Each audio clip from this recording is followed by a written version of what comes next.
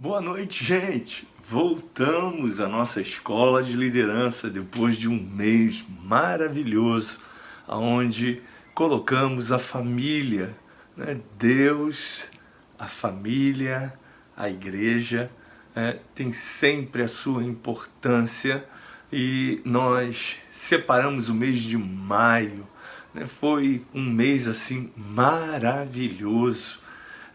Todos os encontros, inclusive os de quinta-feira, nós falamos da família, das conexões que precisavam ser restauradas, e eu sei que você foi tremendamente edificado. Mas voltamos hoje a estudar na nossa escola de liderança o livro de Eclesiastes, e hoje nós vamos tratar do tempo e do trabalho.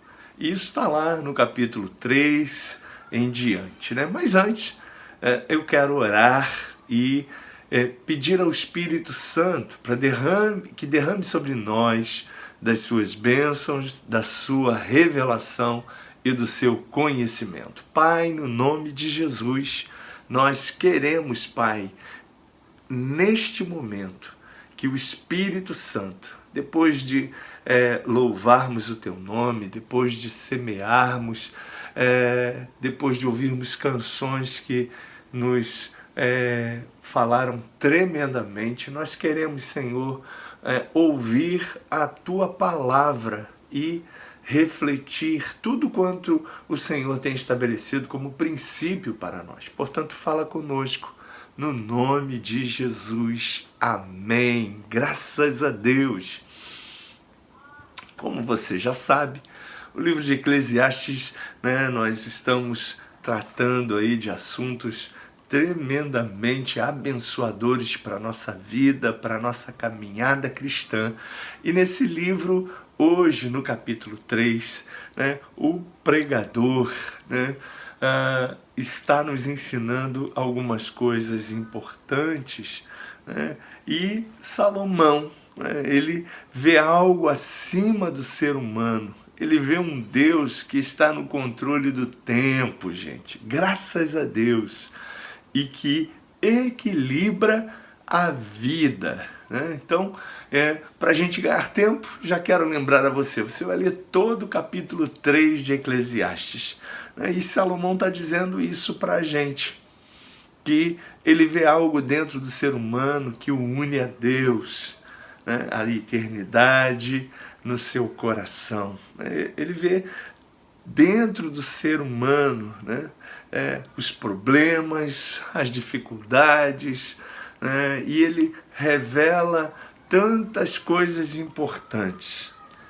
E ele pede, né, para que a gente olhe para o alto, olhe para dentro de si, né, e também para frente.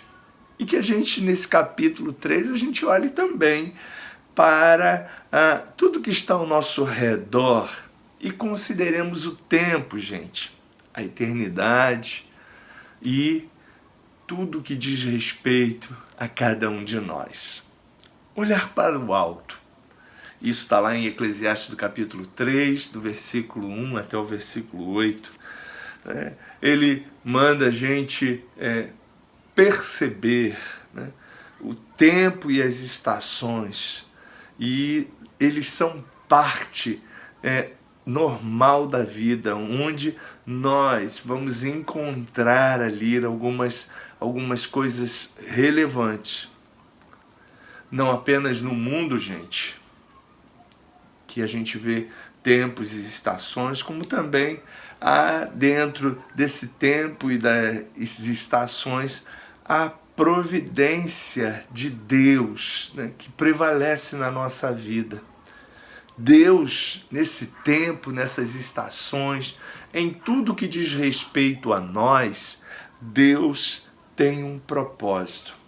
Mesmo que nem sempre, gente, a gente seja capaz de entender o que Deus tem como propósito, como missão, mas é importante, né? A gente tem pregado sobre isso, a gente tem dito isso para você, que você e eu nascemos com um propósito, e que nós temos uma missão, né? E devemos cumprir todo o nosso destino, gente. E Salomão faz algumas comparações que a gente precisa aprender nesse capítulo 3. A partir do versículo 2, ele fala sobre o nascimento e a morte. Isso é um fato. Nesse exato momento que eu estou falando com você, muitas pessoas estão nascendo, outras, infelizmente, estão morrendo. E o Salmo 139, a partir do versículo 13 em diante, afirma que nós fomos tecidos por Deus no ventre da nossa mãe, e temos, uma história escrita pelo próprio Deus, e Ele quer que a gente escreva essa história, Ele quer que a gente cumpra os nossos dias. E no versículo 16 ele diz: no teu livro estão escritos todos os meus dias. Graças a Deus, nossa vida, nossa existência tem total controle do nosso Pai, do nosso Senhor Jesus. Ele também fala no mesmo capítulo, no mesmo versículo, sobre plantar e arrancar. Esse tempo aqui, o que prevalecia na história, o que era de grande relevância, era a agricultura. E um bom agricultor, gente, sabe que a natureza só trabalha em favor se ele trabalhar junto com ela. Esse também é o segredo de uma vida bem-sucedida. Que a gente possa aprender os princípios que Deus já deixou na sua palavra para a gente e cooperar com eles. Eu tenho dito isso nas nossas reflexões dominicais, que a gente precisa cooperar com o nosso Deus. Deus tem um propósito, Deus tem uma missão conosco e nós estamos aqui nessa terra para cooperar com Ele, ok? Ele fala também no capítulo 3, no versículo 3, sobre morte e sobre cura. E eu quero lembrar a você, estamos vivendo tempos difíceis, mas o nosso Deus é um Deus que cura. Aleluia! Ele é o Deus da vida, Ele é o Deus que está conosco, Ele é o Deus que declara na sua palavra, que Ele é aquele que nos sara. Oh, graças a Deus, graças a Deus. Salomão continua dizendo alguns trocadilhos, Ele fala: espalhar pedras é juntar pedras. O que isso quer dizer, Marcos? O que Salomão está querendo dizer? Ele está falando de algo que é natural nas terras de Israel. Há muitas pedras, e as pedras não são boas nem ruins. O que a gente precisa, é saber o que vamos fazer com elas. E a gente sabe muito bem que o agricultor ele recolhe todas as pedras para semear na terra, e nós precisamos também saber limpar a terra, cuidar da terra, não deixar as pedras espalharem nas nossas vidas, ok? Ele também fala de abraçar e de afastar-se. Aliás, no tempo que estamos vivendo, nesse novo normal, tempo de pandemia, não podemos nem abraçar mais, mas estamos sempre afastados das pessoas. Mas a gente precisa entender uma coisa, gente, que é mais do que importante, muito mais do que importante, a gente saber, que é um tempo, que ele fala assim, olha, abraçar e afastar. E ele fala dessa afeição que as pessoas precisam ter. E eu sei que isso é por pouco tempo. Daqui a pouco a gente vai voltar a se abraçar, a estarmos juntos. E isso fala de relacionamento, fala de contato, fala de toque, fala de coisas que são importantes na convivência humana. Buscar e perder. Bom, a gente precisa saber buscar, né? Buscar-me-eis e buscar aquilo que é certo. Buscar-me-eis e me achareis quando me buscardes de todo o vosso coração. Serei achado de vós, diz o Senhor. Tempo de rasgar e tempo de coser. Marcos, o que isso quer dizer? Rasgar as vestes era algo comum em momento de humilhação, em momento de luto na antiga aliança. Era também uma atitude de arrependimento. O sábio está falando aqui que há tempo que a gente precisa refletir e a gente precisa também se arrepender de coisas, de tantas atitudes que às vezes praticamos que não são legais para a nossa vida. Por falar nisso, a gente ouviu mais de 8 sermões, se não me falha a memória foram 10, mais 5 reflexões às quintas-feiras sobre tantas coisas na família, sobre tantas coisas que a gente precisa reconectar na família. E isso é muito, muito importante. E para reconexão, às vezes a gente precisa se arrepender, a gente precisa acertar, a gente precisa refazer caminho. Então, Salomão está falando isso para a gente amar. A gente sabe muito bem que Deus é amor e a essência do amor ela precisa estar dentro da nossa vida e não deixarmos os aborrecimentos, as mágoas, os ressentimentos aflorarem na nossa vida. Bom, Salomão olha e diz pra gente, na sua segunda reflexão nesse capítulo, olhe para dentro de você, olhe para o seu coração. E o salmista diz, sobre tudo que se deve guardar, guarda o teu coração, porque dele procede todas as coisas da nossa vida. E, gente, a gente precisa guardar o nosso coração. São às vezes setas, são às vezes vozes, são às vezes coisas que tentam minar, tentam invadir a nossa alma e ir para o centro do nosso coração. E a gente precisa estar em Cristo, gente, para não deixar nenhuma semente daninha entrar no nosso coração, sabendo, gente, que a vida é uma dádiva de Deus, que a família é uma dádiva de Deus, que a existência que a gente tem, e a gente precisa viver essa vida com intensidade, viver o dia de hoje, de amanhã, depois, com toda a alegria, com toda a felicidade, agradecendo a Deus por tudo quanto Ele tem feito, sabendo que Ele tem, todas as coisas estão no seu propósito, estão na sua vontade, na minha e na sua vida. Que nós fomos criados, gente, à imagem do nosso Deus, e recebemos dele o seu Espírito. Em Gênesis capítulo 1, a partir do versículo 23, ele diz, olha, façamos o homem conforme a nossa imagem, conforme a nossa semelhança, e diz que ele soprou sobre nós o Espírito de vida, ele declarou sobre nós a vida na criação.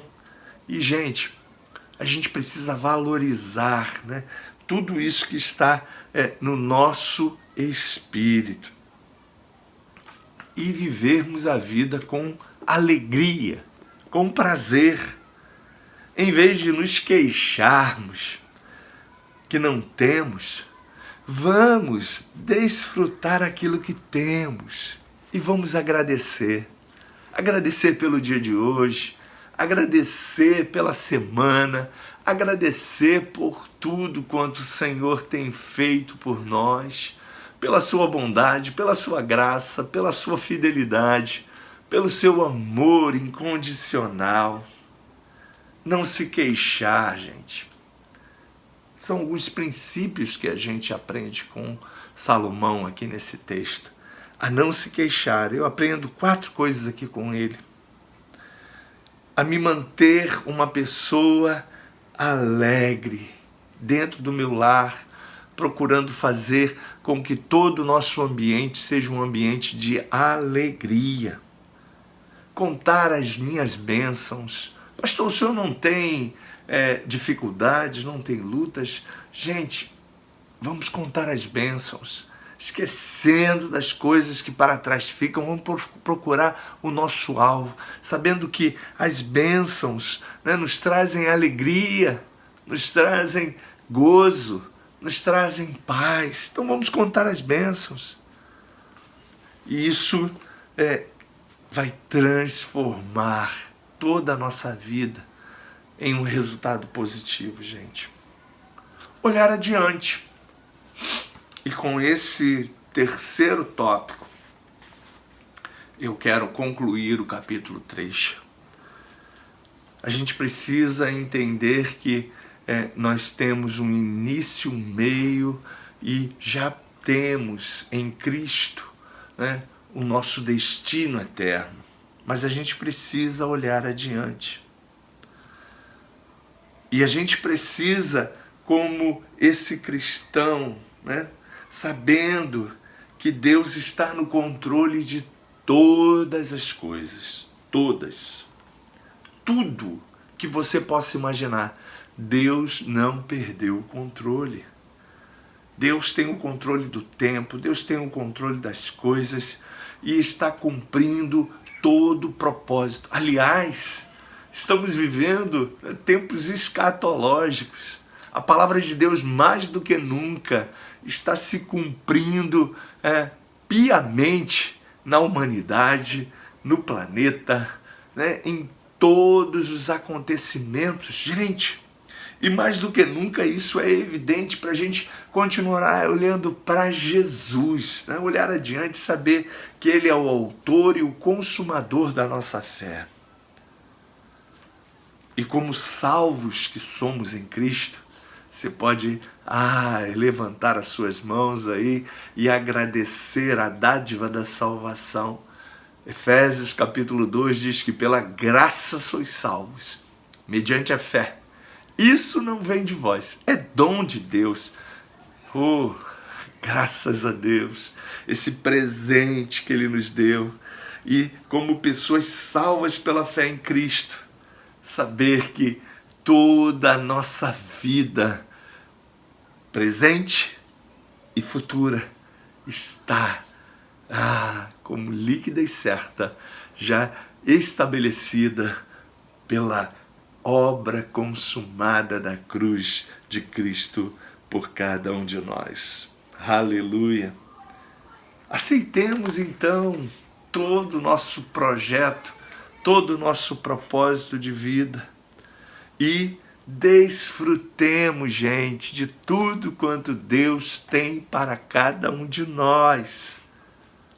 Sim, desfrutemos e vivamos contentes em toda e qualquer situação. O apóstolo Paulo, né, ele é o nosso exemplo. E eu finalizo dizendo isso para você. Como o apóstolo Paulo aprendeu, né, a viver contente em toda e qualquer situação, que você e eu também, em Cristo, firmados sobre a rocha inabalável, que é Ele, possamos, né, olhar para o presente, olhar para dentro de nós e olharmos para o nosso futuro, sabendo que todas as coisas, o tempo, o trabalho, nossa vida, já tem um propósito, uma missão e um destino. E qual é esse propósito, Marcos? Qual é esse destino? Que através de nós, o nome de Jesus Cristo seja glorificado, seja exaltado, e que através da nossa vida nós possamos cumprir o nosso propósito e a nossa missão. Que Deus te abençoe. Eu quero orar com você. Feche os teus olhos. Pai, essa pessoa que nos assiste, Pai, essa pessoa que está conosco nesse estudo, que ela possa, mais uma vez, Senhor, saber que o tempo, que todas as coisas estão totalmente nas mãos do Pai, que tem o controle de tudo. E nada sai do teu controle. Portanto, nós descansamos no Senhor, nós confiamos no Senhor, nós esperamos no Senhor, nós queremos cooperar com o Senhor para que a nossa vida cumpra toda a nossa missão nessa terra. Muito obrigado, Senhor, por esta palavra de hoje. Muito obrigado por tudo que o Senhor ministrou no nosso espírito. Que possamos, ó Deus, aproveitar o tempo que se chama hoje. Em o nome de Jesus. Amém. Que Deus te abençoe, rica e abundantemente. Fiquem com Deus.